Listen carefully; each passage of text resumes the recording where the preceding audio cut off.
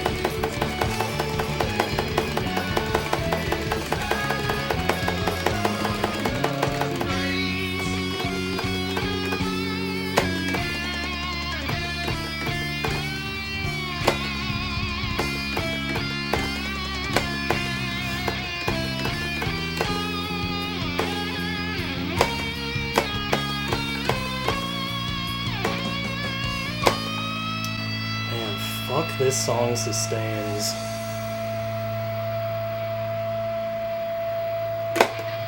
Should be it. There it is. 483. This isn't quite what I had in mind. I think I explained this in the 997 run. Yeah, I was definitely gunning for the solo double alongside the first act double. Well, the first act minus 200 double. But I just don't have that in me right now, I don't think. And if it comes to the difference between breaking 1,000 milestone and not, then, you know, I'm just going to take what I can here. I really did not think that third act was good enough. I actually don't think I dropped a single tick this run, which is pretty insane. Between the solo, the post Act 4 blue sustain that always just killed my ticks in old runs, and the outro.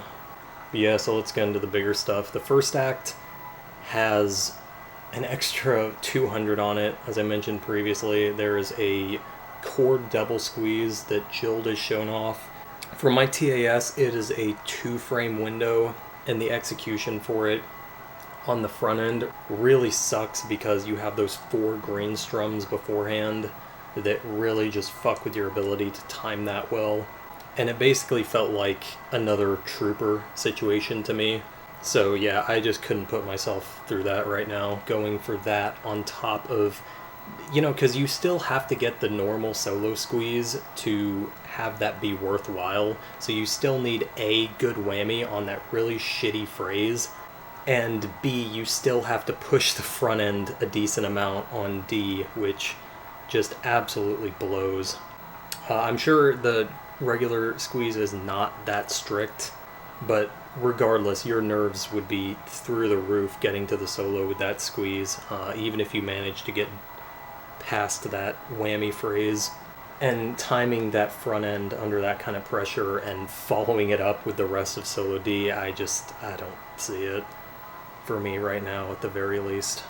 And so yeah, as for the solo double, the main reasons I stopped going for it were A, I actually didn't think that it was realistic or feasible, however you want to phrase it, to get 483 on this path. Which again, even with this pretty, I don't know, I would think this was a pretty mediocre third act. So yeah, once I found out that that was obviously possible, I still kept the solo double as my plan A, but then as my plan B, if I failed it, I was going to fall back on getting a really good third act to pick up 483. Just because, you know, I want to get all the squeezes that I can, even if it's not just for the score milestones. And I have hit the solo double, at least in terms of timing. But yeah, I had a run where I didn't overlap the front end, and I missed near the very end of solo D, solo D, and then I got the red in on the back end. So I definitely know it's possible, but there are just 3 massive headaches that go into that act. The first is again that whammy phrase. Man, it was so disheartening to hit that annoying ass first act double and then just miss on that whammy phrase, either from overstrumming during the early hammer-ons, because you have to strum through it basically, or at least the last 3 notes to unlock the strums hit window earlier. And I also just broke the strum limit a couple times because you can't go too early. You can't start too early on the strumming to like space out your strums properly, because otherwise you'll overstrum on the hopos. So yeah, I just broke the strum limit and straight up missed the last note of that sequence, and that really sucked. So that's problem 1. Problem 2 is obviously just pushing that solo D front end to its maximum is just God. Like, what? That has to be one of the shittiest front ends on any act in this game. Absolutely miserable trying to do that, and then, you know, keep comboing in solo D. But the third problem is honestly just as big, which is on the back end. As I mentioned in a few videos, I almost always strum through these kind of sequences on this engine. It just by far seems like the most lenient and consistent method. But if you try to do that while hitting that red hopo as early as possible, you'll overstrum on it. And so if I'm going for that double on the back end, I have to strum those yellows as early as possible and then pull off to the red and just, you know, obviously break my strumming and then use the hopos from there on out, because I can't really get the strumming back after pulling off and breaking it like that, especially because my strum pattern would then be the inverse of what it normally is, starting on that singular red strum, and that would completely throw off my fretting and timing as well.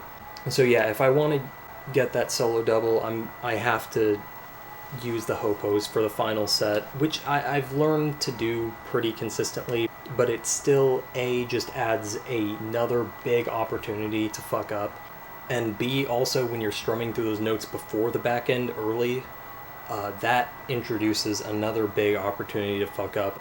And I had a run with pretty good whammy and a good front end die even before the yellows, before the red pull off back end, just from strumming everything just a little too early, trying to get in the rhythm of it. And so yeah, there is just so much complicating that solo D act. But the craziest thing about that act is that there's not only that pull off double being possible, the red strum is actually possible behind it. I tasked this song out during that like 5-month plus break when my first SG broke, I believe, and that red strum ended up being possible, the triple squeeze, if you will, and the mechanics behind it were really weird from what I remember. Let me see if I can pull up my notes here. This was the first song that I started taking like actual notes on songs I tasked. So yeah, I have it written here: triple squeeze, descending extended hit window fret trick, early strum required. And it's a 2-frame window. So what that means is you're not actually using the hopo on the red.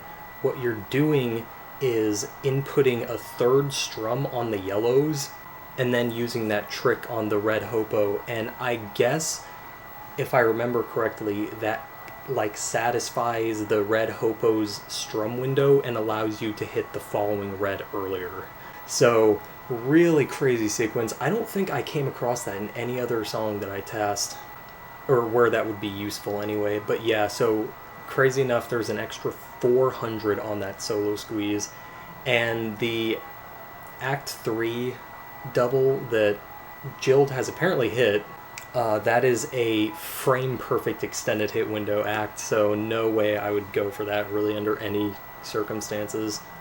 So yeah, that technically means there is, what, 770-ish more points on here, because you don't get ticks on the third act if you do that. I tried the fourth act also in TAS to see if the yellow would be possible on the back end, and that didn't turn out to be the case. If that did turn out to be possible, which that act is fairly lenient, so I'm kind of surprised it's not, that would make, well, no, it wouldn't quite make 484, but yeah, you would be scarily close to getting that in TAS, which is just absolutely insane. So yeah, all that is to say, there's a long way to go in this song for anybody who wants to push it.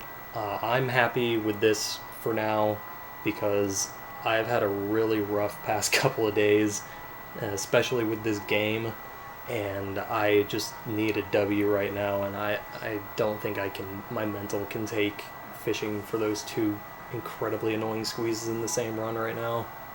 So just whatever. Thank God this is possible.